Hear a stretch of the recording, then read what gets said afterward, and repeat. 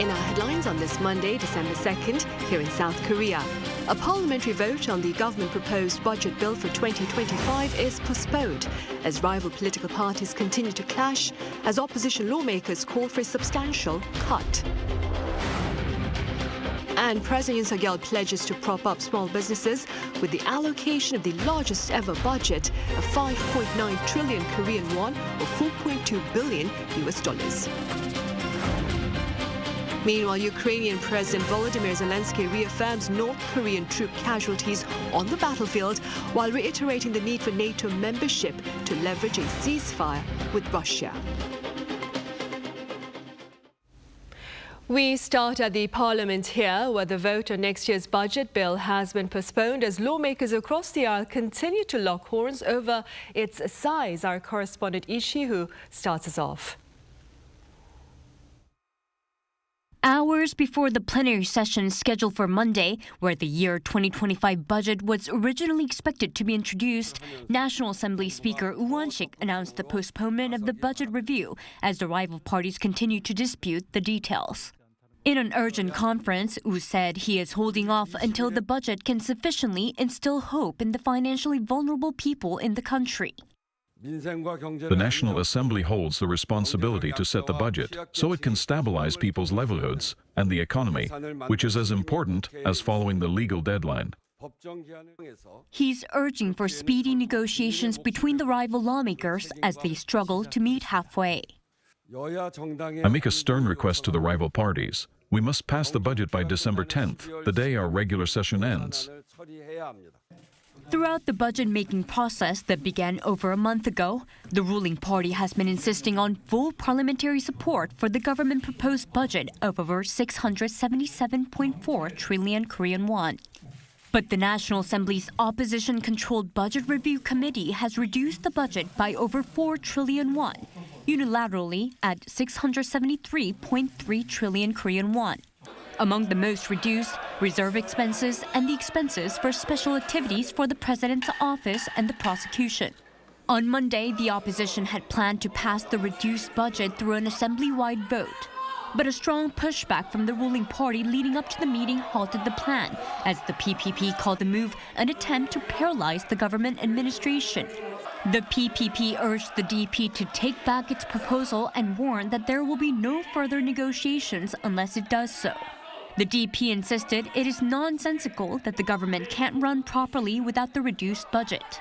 It's expected the tensions will continue until the rival parties attempt to reach the middle ground throughout this month. Lee, Arirang News.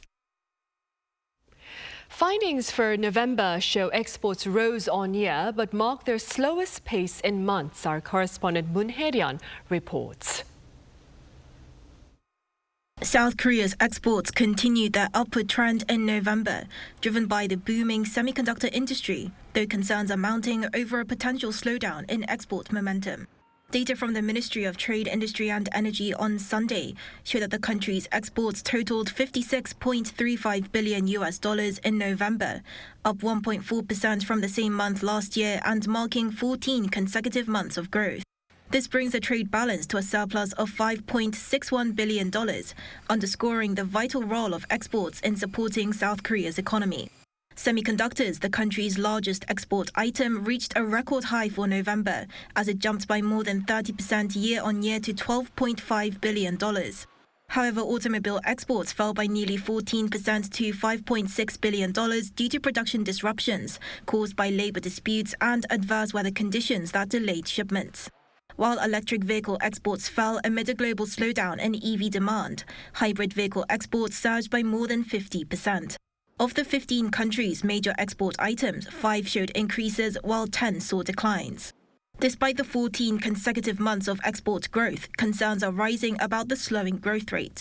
November's 1.4% increase is the smallest since the rebound began in October last year. Exports to South Korea's two largest markets, the United States and China, also dropped year-on-year. This decline was attributed to factors such as the economic slowdown in China and a decline in exports of automobiles and general machinery to the U.S. There is also growing uncertainty surrounding U.S.-China trade tensions and their potential to further dampen export growth.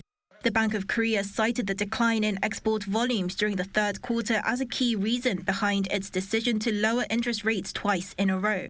The central bank also noted that while global AI investment could support export growth, challenges such as China's increasing self-sufficiency and technological competitiveness, as well as U.S. protectionist policies, could hinder progress. 문혜련, Arirang News. Also on the local front, President Yoon has pledged to prop up small businesses to ease social polarization. The pledge was made during his policy discussion on this Monday with members of the public in the city of Gongju, where he shared a series of support measures for small businesses and for the self-employed. They include the allocation of the largest ever budget of 5.9 trillion Korean won, or $4.2 billion, as well as lower delivery fees for small business owners and ways to crack down on no-show diners at restaurants. On the international front, U.S. President-elect Donald Trump's latest nominations for key posts are sparking concerns of nepotism. Our Hyo-shin explains.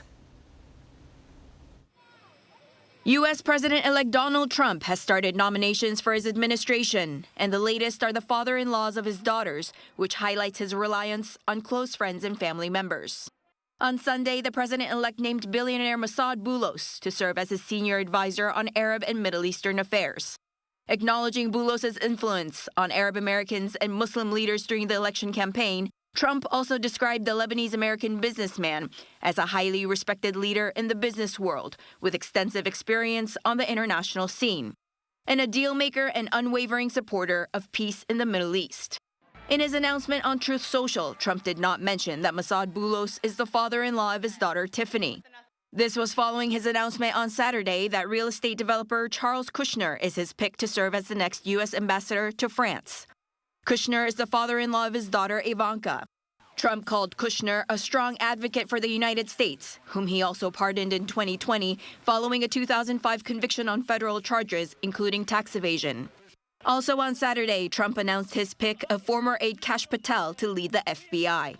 During Trump's first term, Patel advised the Director of National Intelligence and the Defense Secretary, which drew animosity from some security officials who saw him as volatile. While some Democrats have voiced concerns that the law enforcement agency would become politicized, some Republican senators support Patel, believing he would clean out the corrupted partisans running the agency.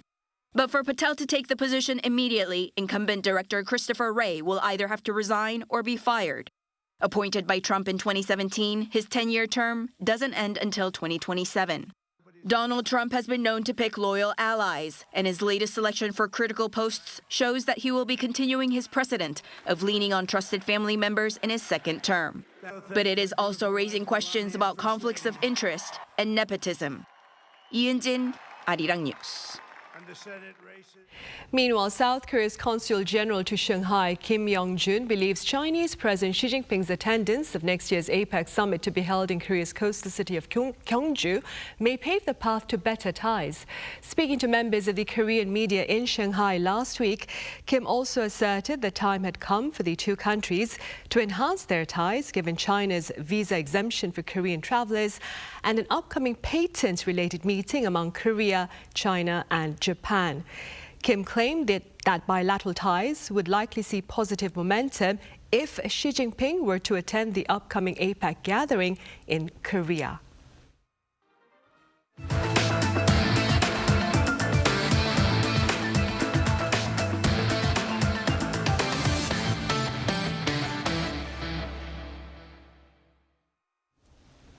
Ukrainian President Volodymyr Zelenskyy has reaffirmed North Korean troop casualties on the battlefield while reiterating the need for NATO membership to leverage a ceasefire deal with Russia. Our Lee Seung-jae has details. In an exclusive interview with Japan's Kyodo News, Ukrainian President Vladimir Zelenskyy said Sunday that a number of North Korean troops deployed to Russia's Kursk region had been killed in action. Zelenskyy did not say how many soldiers had been killed or wounded so far, but said that it's almost certain that the troops were to be used as cannon fodder. The Ukrainian president also stressed that support for his country from its partners is not enough, and again stressed the need for NATO membership, saying the war has entered a complicated period, with Russia advancing faster in the eastern part of Ukraine. Also on Sunday, 3 senior EU officials made a surprise visit to Kyiv to hold talks with Zelenskyy on how to bolster support from the bloc. EU High Representative for Foreign Affairs and Security Policy Kaja Kallas, European Council President Antonio Costa, and Enlargement Commissioner Marta Kos were all in Kyiv for the meeting. After the talks, Costa announced that the EU will continue to provide Ukraine with financial assistance, including a monthly payment of 1.5 billion euros for a full year. The money would come from the proceeds of Russia's frozen assets and can be used for military purposes. Meanwhile, Russian President Vladimir Putin has upped his push to win the war, approving a record-high military budget for the 2025 fiscal year. According to the Russian government's website on Sunday, around 32.5% of the budget drawn up for 2025 has been allocated for national defense, amounting to around $145 billion. With the foreign ministers of the 32 NATO countries holding their last meeting of the year later this week, a meeting of the NATO-Ukraine Council consultative body is also scheduled. There, the Ukrainian Foreign Minister Andriy Sybiha is likely to push for Ukraine's membership of the military alliance. President Zelenskyy, during an interview with British broadcaster Sky News, said membership will allow him to negotiate a ceasefire deal with Russia. Lee Seung-jae, Arirang News. Over in Syria, opposition forces there have marked a dramatic advance across the northern part of the country, gaining control of Aleppo, the economic capital, as Syria's allies, including Russia, remain preoccupied with their own troubles. Our Kim Bo-kyung has the latest. Just as a ceasefire began between Hezbollah and Israel, another conflict flared up in the Middle East, this time in Syria. On Sunday, Syrian military rushed reinforcements to the northwest of the country, and both Syrian and Russian aircraft carried out a series of strikes on insurgents who have seized the country's second-largest city of Aleppo. More than 370 people, including dozens of civilians, have so far been killed, according to the Syrian Observatory for Human Rights. Rebel groups are now pushing south toward the neighboring city of Hama, coming on the 5th day of the surprise offensive. The rebels, led by the Islamist group Hayat Tahrir al-Sham and allied factions, began the assault last Wednesday, leading Syrian forces to announce a temporary troop withdrawal on Saturday, citing the need to regroup for a counter-offensive. The fighting marks a major escalation in Syria's years-long civil war, which began with popular uprisings across the country in 2011. The conflict had mostly remained stagnated since 2020, with the rebel groups having been largely contained to a small portion of Idlib province. That is why one expert called this one of the biggest challenges President Bashar al-Assad now faces.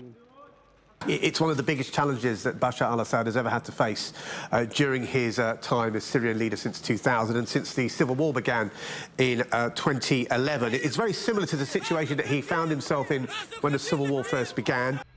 Russia and Iran, Assad's primary allies, both vowed support, with the Kremlin having condemned the rebel offensive and have called for the swift restoration of constitutional order in the region.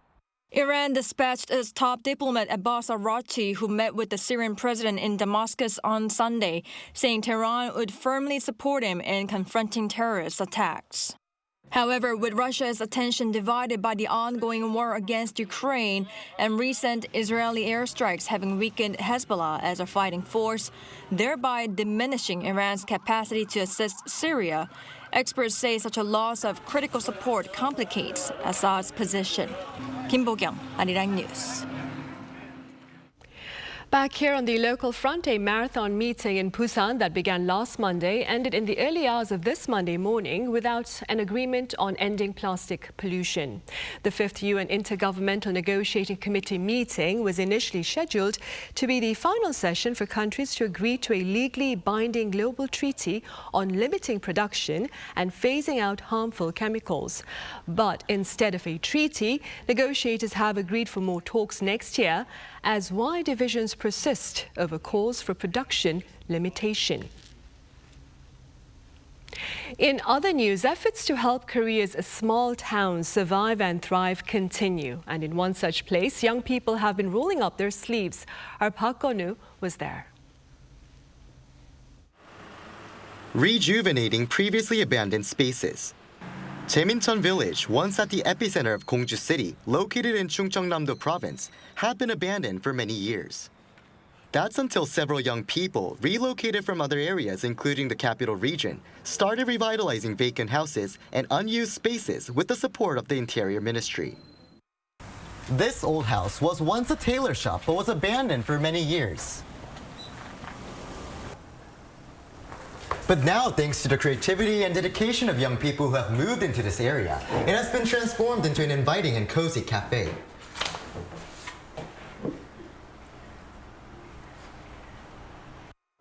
These remodeled structures built decades ago have not just turned into cafes, but also restaurants and guest houses and hotels with the creative ideas of young resettlers.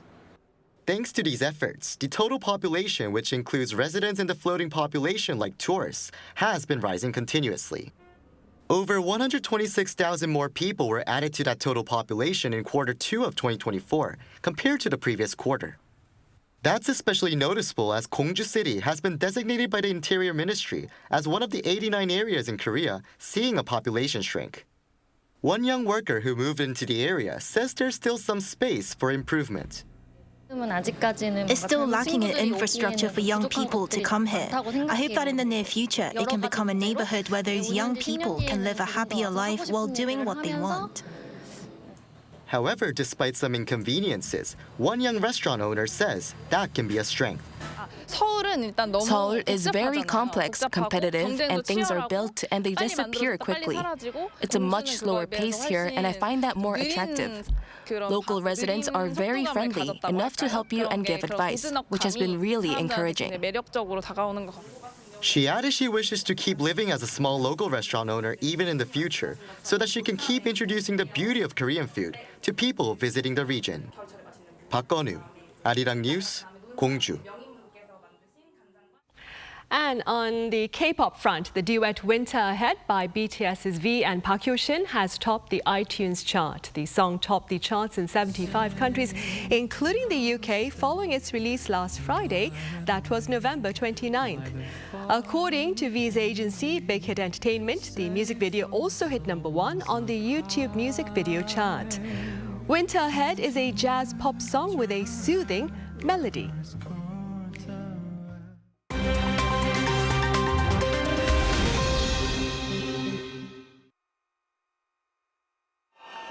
This is The World Now, bringing you the latest stories from around the globe. Thousands of pro-EU protesters in the Georgian capital, Tbilisi, continued for a fourth night on Sunday, following Thursday's announcement that the country's government would freeze EU accession talks for 4 years. Tensions are yet to subside as some protesters gathered in Tbilisi's central Rustaveli Avenue were seen shooting fireworks toward police, who retaliated with water cannons and tear gas. Georgian news agency Interpress reported that protesters also blocked a road into the country's main commercial port in the Black Sea city of Poti. According to local media, protests were seen in at least 8 cities and towns against the ruling Georgian Dream Party. The pro-Western Georgian president, Salome Zurabichvili, whose term is about to expire, called the current parliament illegitimate following allegations of fraud in last month's elections, while saying she would remain in office until new parliamentary elections are held. Moving over to the UK, a Second World War bunker near the southern English city of Portsmouth hosted the first ever fully underground British marathon on Saturday.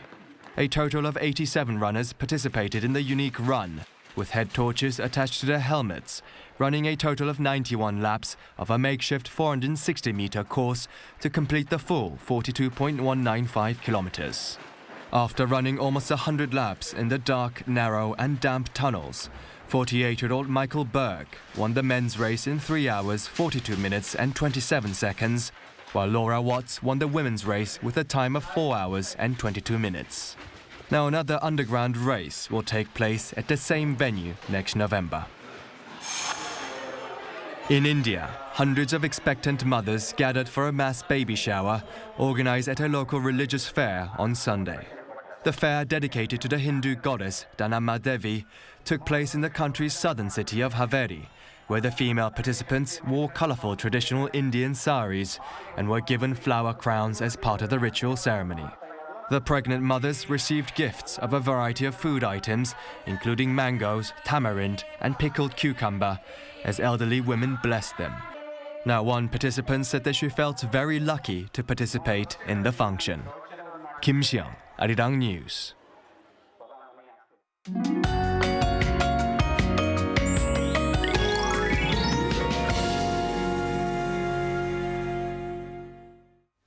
After heavy snow all over the country last week, winter blast started.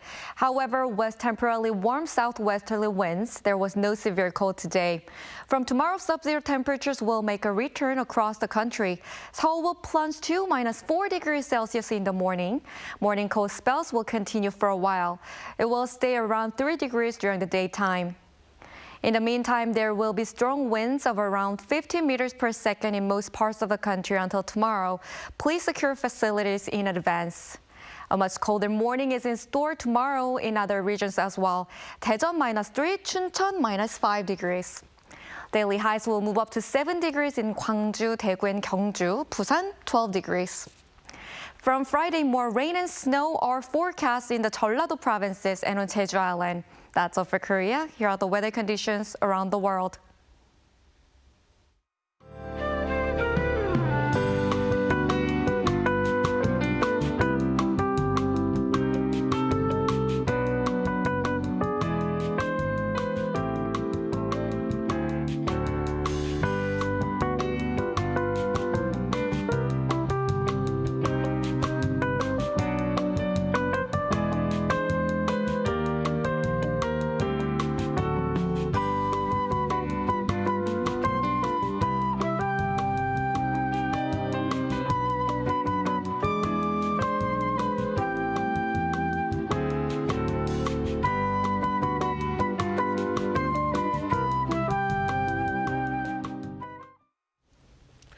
Those are the headlines at this hour here in South Korea. Coming up right after this break is our daily panel session with members of the media. And today we touch upon Seoul's ties with Tokyo. Do stay with us.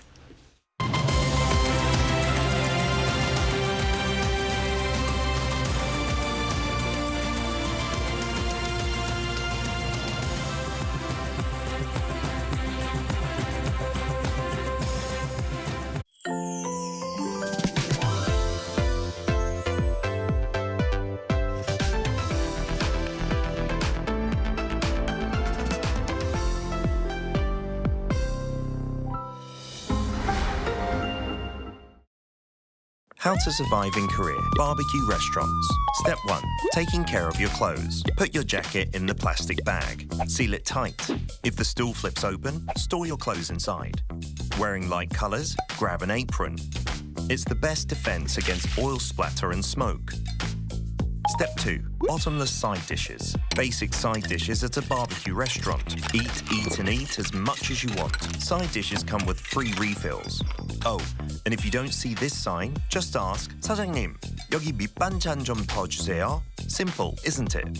Step 3. Grilling meat. There are various kinds of samgyeopsal in Korea. Place the meat on the grill. Turn it over when golden. And again when it looks done. Again and again and again. Step 4. Sam style. You aren't taking bites of sun like a taco, are you? In Korea, we have it in one bite. A pro tip here. Add only as much as you can handle in a bite. Gotta avoid awkward situations. Step 5. Enjoy the perks. After the meal, enjoy the perks offered as a Korean restaurant. Fabric refreshers get rid of the barbecue smell, while mint candies freshen your breath. Did you survive the barbecue restaurant? Hang on. Are you here with someone you want to impress? Then let's skip the garlic. Who knows what will happen?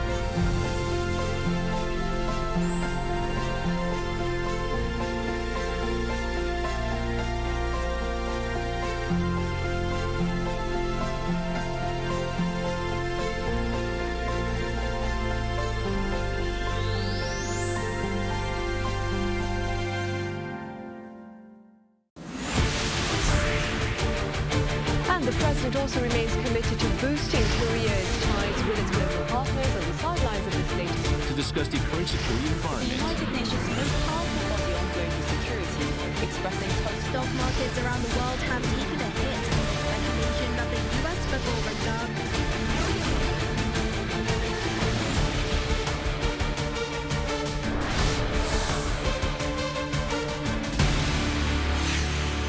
Arirang.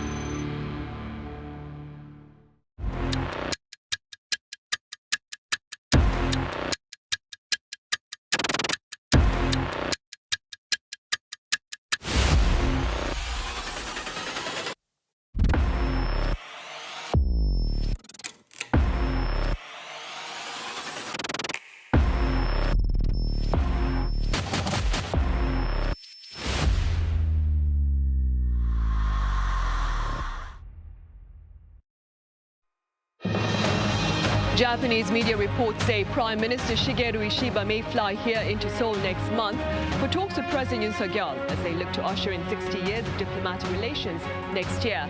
On Press Perspective today, we delve into the future course of bilateral ties amid persistent geopolitical uncertainty.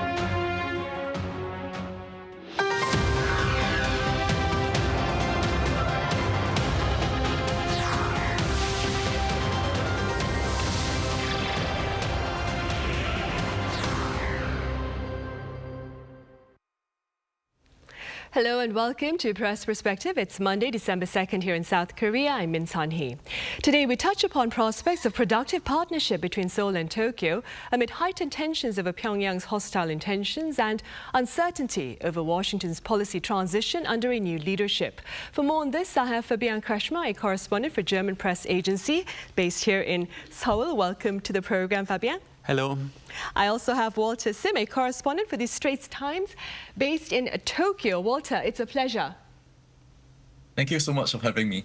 Right, Walter, let's start with Japanese media reports about a possible visit to South Korea by Japanese Prime Minister Shigeru Ishiba next month. What has been shared about the purpose of this visit, and do you believe this visit is likely?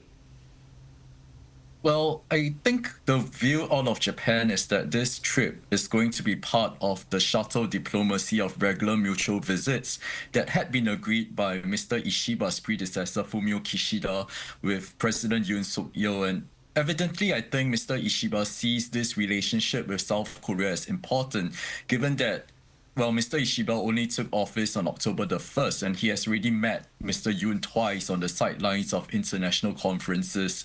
So in that regard, I do think that the trip in January is likely to take place so long as there is political and diplomatic will on both sides. And this is and I think Japan has the political will to have this to have the trip happen, given that 2025 is going to be a pivotal milestone year. As you said, both countries are going to celebrate the 60th anniversary of the normalization of their relations. And so I think Japan does recognize the need to start 2025 on the right footing and to send a strong message of the strength of bilateral relations, especially when there is a lot of turmoil in the world. And interestingly, Mr. Ishiba himself did say in his policy speech to the Diet last Friday that, the two countries, he was looking forward for the two countries to host regular meetings at all levels frequently so that 2025 will be a year, and I quote, a year in which there will be a giant leap forward in bilateral ties.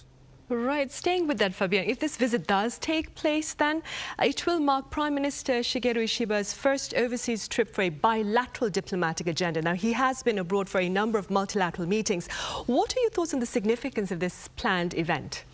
Yeah, I mean, if it takes place, it really is remarkable because the first foreign trip of a head of state that is selected very carefully. For example, the German Chancellor Olaf Scholz, he selected France to be his first destination. Or for a Chinese head of state, traditionally it's Russia, where he will go first. So if Ishiba goes to Seoul, then it basically shows first, that he places a lot of importance on the bilateral relationship between South Korea and Japan, and that he wants to improve the relationship. And I think, as Walter mentioned, it is really a historic year, 60 years after diplomatic ties have been normalized. So I think that also plays into it. Right, of course. Walter, what issues are the South Korean and Japanese leaders likely to address during a summit, if it does take place? Well, firstly, I think there is going to be a lot to discuss, especially given how 2025 looks set to be a very uncertain year geopolitically. Both countries will surely want to coordinate their positions and approach to diplomacy, especially in the era of the incoming Trump administration. So I guess they would probably want to talk about potential areas where they could further cooperation in security or in trade, as well as to manage North Korea-related issues. But I think the elephant in the room, that is history, might be unavoidable as well, especially after South Korea made its displeasure shown after boycotting the first memorial event held on Sado Island to commemorate wartime labor who worked on the gold and silver mine complex there. So I think there's a lot of work still to be done, so that both countries, both leaders can ensure that they can have forward-looking relations despite their not so happy past. Right, and speaking of forward-looking relations, Fabian, do you believe the incoming US administration and its America First policy will perhaps serve to push Seoul and Tokyo closer? Hypothetically, yes. Of course, it's not a given, but it could be. Let me give you some context. Traditionally, the US presidents, they had a strong interest that Japan and South Korea get along well. Both are US allies, and what prevented the improvement of relationship was historic disputes. I'm sure we get to that later. And but in the last years, Japan and South Korea actually have been getting closer already. Yoon Suk-yeol proposed this friendship towards Japan. And I think there are two factors that accelerated this development. First, the growing threat by North Korea, and I would say also the growing challenge posed by China. I think that also gave an incentive for the two countries to get closer and cooperate stronger. Now, when Trump gets into office, he's very against multilateral relationships. He wants to deal on a country-to-country level. He's not so much the biggest fan of NATO, of multilateral institutions. He also made some comments regarding the security situation here, that, for example, South Korea should pay more money, etc. All those things basically give Japan and South Korea a stronger incentive to also cooperate closer with each other. Right. Walter, so despite advances in diplomacy in recent times, conflict over history, as you mentioned earlier, persists between Seoul and Tokyo. Now, last week, there was much media coverage about separate ceremonies by South Korea and Japan in memory of the forced laborers of the Sado mines, as you mentioned earlier. First of all, for the sake of our viewers who may not be too familiar with this, do tell us a bit about the Sado mines and the conflict behind them. Sure. So the Sado mines, as introduced earlier, they were in operation for nearly 400 years, starting from 1601, and it had actually once been the world's largest gold producer. But the mines shut in 1989, and so now the mines on Sado, which is an island off the coast of Niigata in Japan. The former mines now host a tourism facility and a hiking site. So Japan wanted to put the Sado mines up for listing on the UNESCO World Heritage Site because, as I mentioned, it was once the producer of 20% of the world's gold.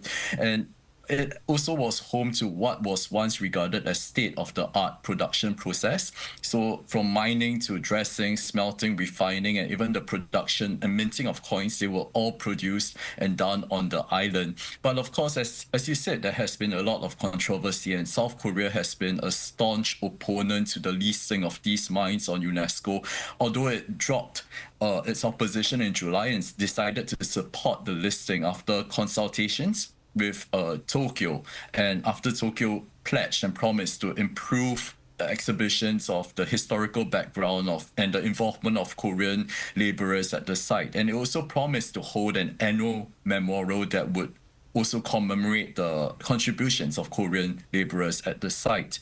But of course, there were caveats. For one, Japan did not apologize for wartime laborers on the Korean wartime laborers, Japan did not offer another apology on that. Neither did Japan recognize that the laborers from the Korean peninsula at the Sado mines were coerced.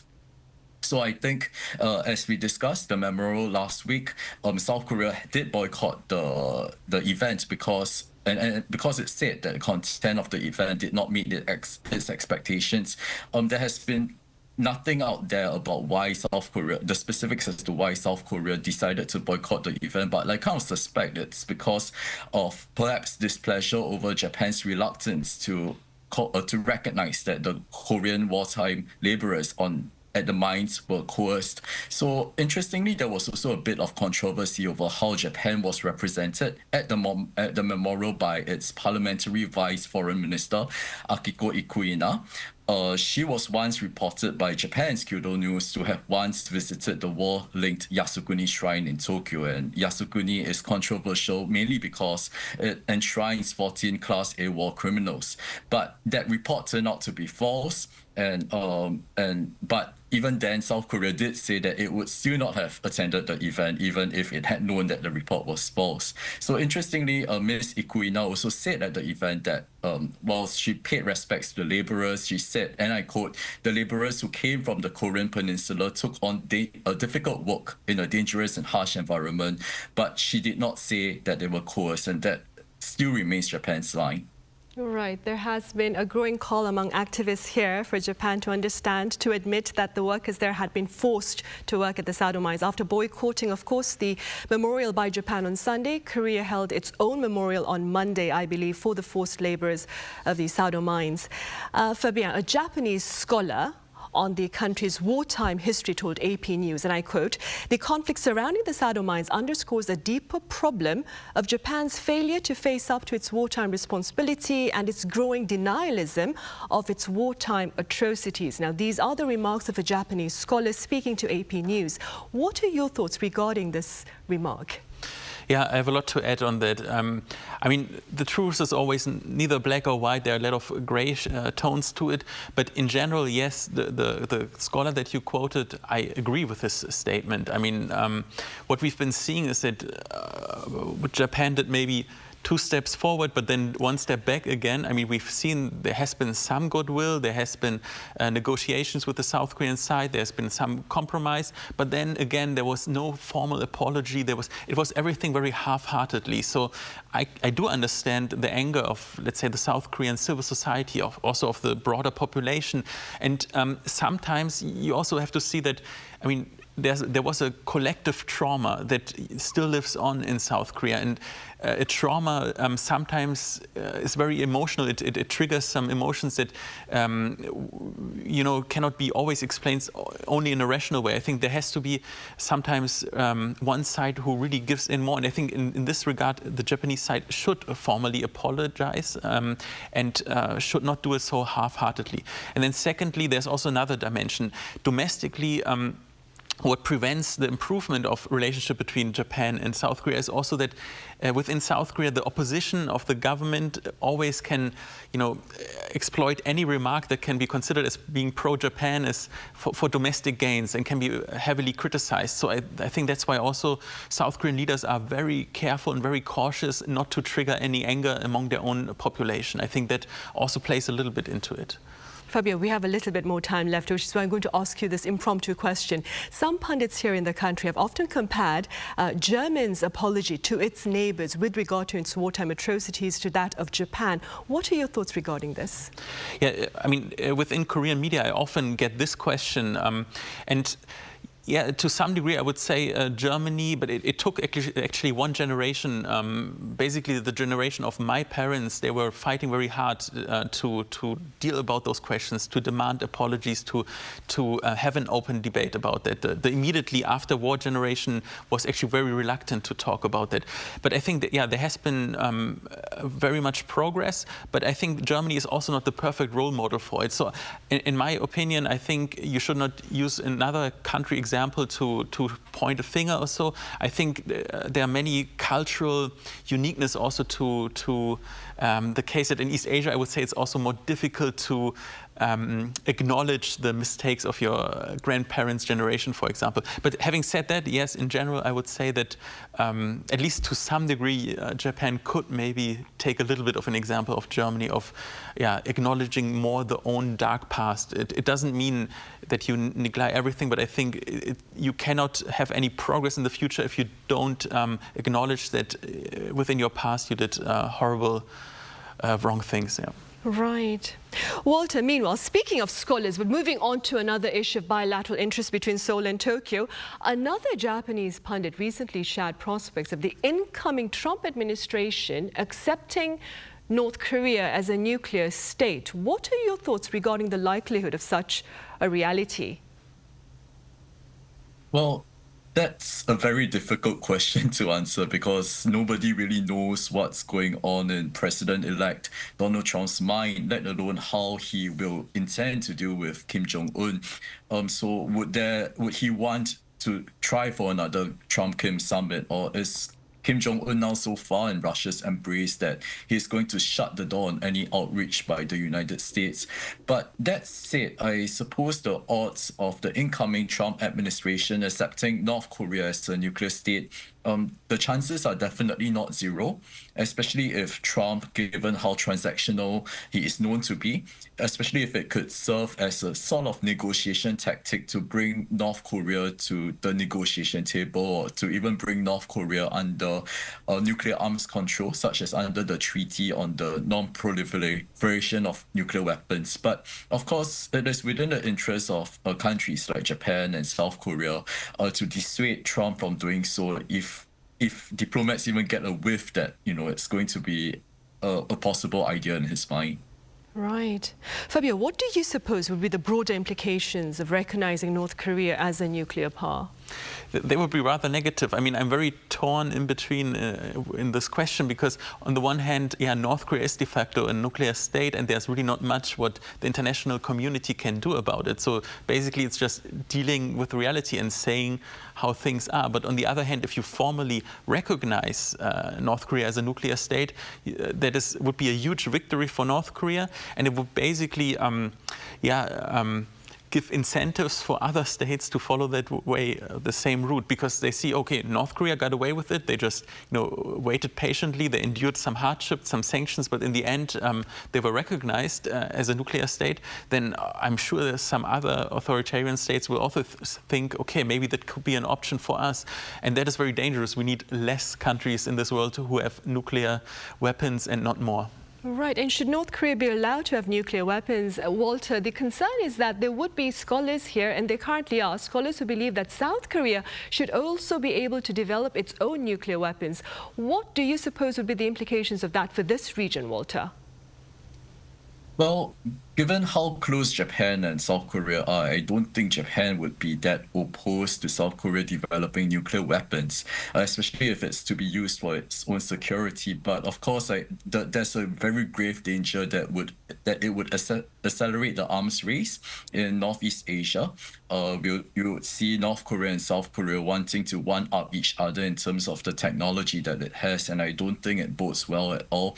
And on that note, interestingly, there has also been talk by a segment of Japanese policymakers and scholars that maybe, just maybe, Japan should also consider in some form or another hosting US nuclear weapons within the country. And of course, that is with more with Taiwan, the Taiwan issue in mind. But interestingly, despite its dark past, despite being the only country in the world to suffer an atomic bombing, despite the Nobel Peace Prize winners this year going to a non-profit group of atomic bomb survivors, there is still a small segment of the population who are discussing that. And so I think it's really an issue of grave concern.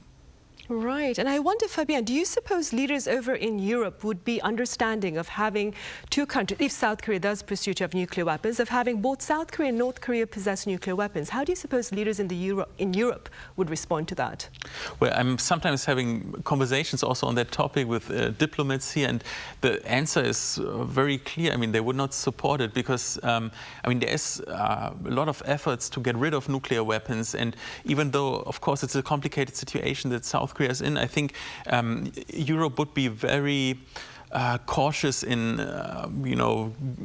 allowing this. I mean, of course, that's the autonomous decision of South Korea, but I think there would be some consequences because it's really not in Europe's interest to have another country to possess nuclear weapons. And I think Europe's position would rather be that the nuclear umbrella of the US should be credible, and we should work towards having alliances and not having more countries pursue to have nuclear weapons. All right. And speaking about Europe, Fabien, what are the chances of Mr. Trump moving the US out of the NATO alliance once he returns to the White House next month, do you think? Okay, with Trump in general, I think it's really also a problem of the media how to cover Trump, because what he says is so outrageous. It's sometimes very erratic, and in the end, he's this proverb, we use it in Germany a lot, like some dogs, they're barking a lot, but in the end they don't bite. What I mean is that, at least from Trump's first presidency, I think he also did a lot of outrageous things, but in the end it was not as bad as many people expected. And I think, especially for NATO, I think in the end it will not, he will not pursue all the things that he said during the campaign. I don't think he will get out of NATO. Right, there are pundits here in the country, Fabien, who are also hoping that Mr. Trump's bark is worse than his bite then.